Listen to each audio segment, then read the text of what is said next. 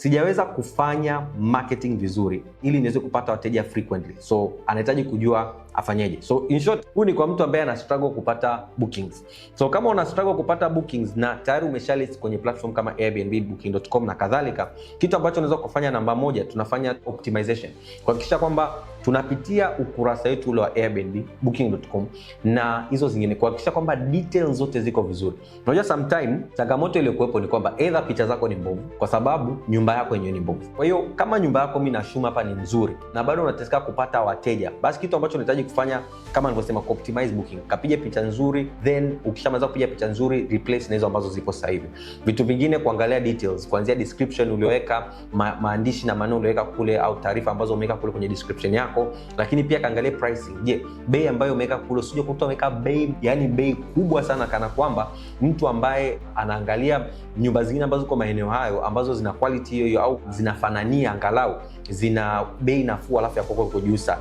Lakini pia angalia, inawezekana umekosea location. Nakumbuka kuna saa mteja wetu mmoja kwa maeneo ya Victoria alikuwa ameweka location ya Mikocheni. Kwa hiyo kama mtu anataka kubook maeneo ya Victoria ataishia kuto kuiona pale akiwa anaangalia nyumba za Victoria. Lakini pia changamoto ni kwamba mtu wa Mikocheni akiiona akifikiria ni Mikocheni hapa anakuja nakuta ni Victoria, anahisi kama umemdanganya. So hakikisha kwamba umeangalia hizo details vizuri. Lakini kitu kingine ni kwamba response rate yako na reviews ni muhimu. So mfano, kama wewe mtu akifanya booking, uwezo wa kumrudia au kumjibu kwa haraka ni ndogo, kwamba wewe unachelewaga mara nyingi kumrudia mteja, obviously response rate ina affect wewe unapokuwa ranked kwenye platform ya Airbnb, nyumba yako inapokuwa positioned kwenye ile ukurasa wa kwanza na zile rows ambazo zinakuwa pale.